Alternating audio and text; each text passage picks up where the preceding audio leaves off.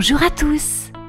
L'histoire d'aujourd'hui s'intitule Un grand cri de souris par Isabelle Bauer et Laura Nilny aux éditions Philomèle. Nous allons débuter cette histoire, mais avant de poursuivre la vidéo, je t'invite à t'abonner et à cliquer sur la cloche de notification pour ne rien manquer de toutes nos belles histoires. Merci par avance de nous soutenir. Allez, c'est parti. Tu es bien installé? Tu as mis ton pyjama? Très bien. On y va.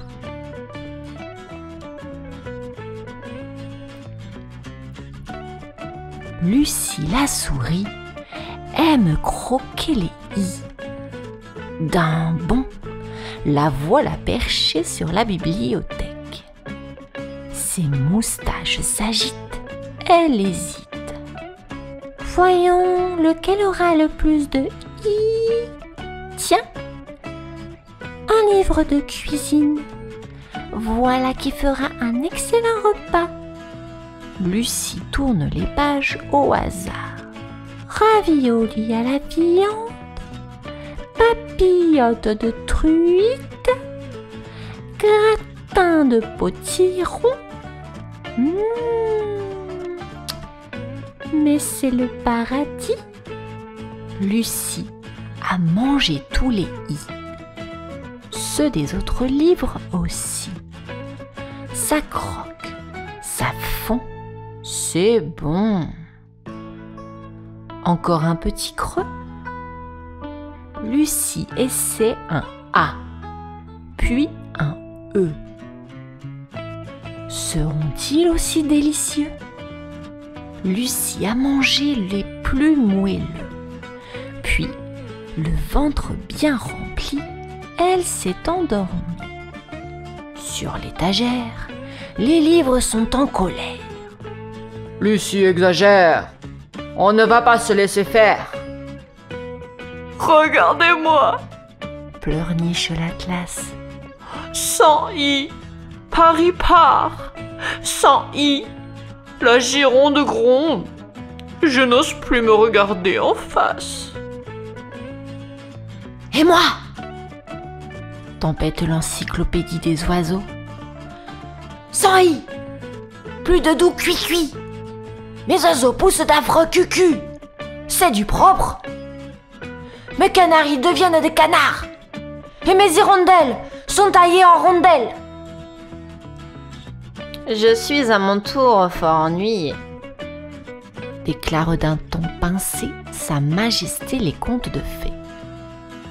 Sans i, mes belles histoires n'ont plus de fin. Le petit poussé en a perdu son chemin. Choisissons une autre voyelle pour remplacer le i, suggère timidement le livre des comptines. Le o par exemple. Lucie n'y a pas goûté. Non, mais quelle mauvaise idée, Proteste l'alphabet. Avec des O, les mots seraient rigolos, mais beaucoup moins beaux. Ce sont les i qu'il nous faut. Pendant que, sur l'étagère, les livres se désespèrent, Lucie rêve au bal des souris.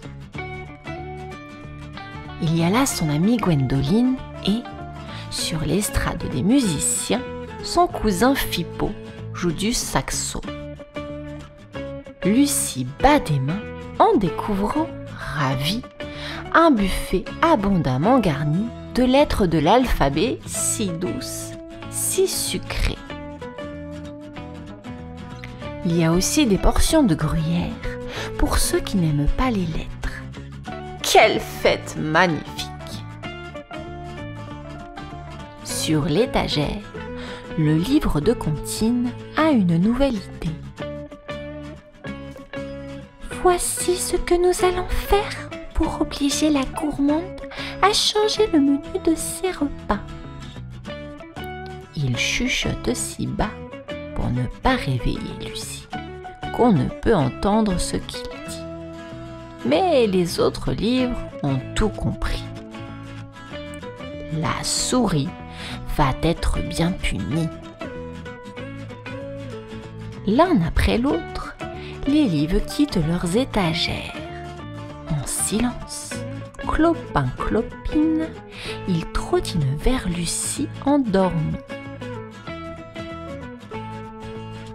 Celle-ci, sans se douter de rien, poursuit son rêve du bal des souris. Après avoir croqué quelques i, la voilà dansant au bras de Jérémie. Le jeune souriceau, pour lui plaire, a mis une cravate à pois verts.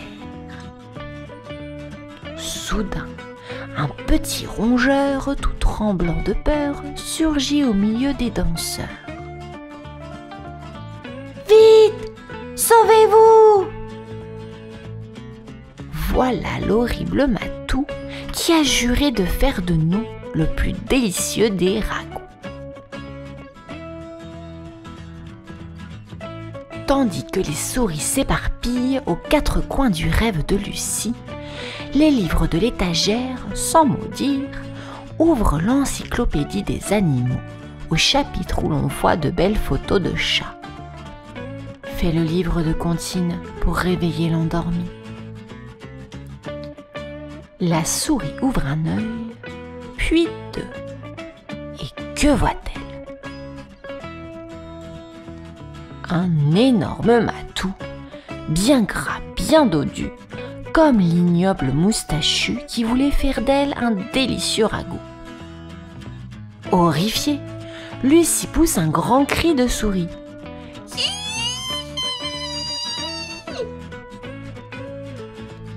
Alors les livres de l'étagère ouvrent leurs pages en grand, et tous les i, dans un même élan, à chaque page regagnent leur place. Aussitôt, la gironde cesse de gronder. Les rondelles redeviennent hirondelles. Les oiseaux poussent de doux cuit-cuit.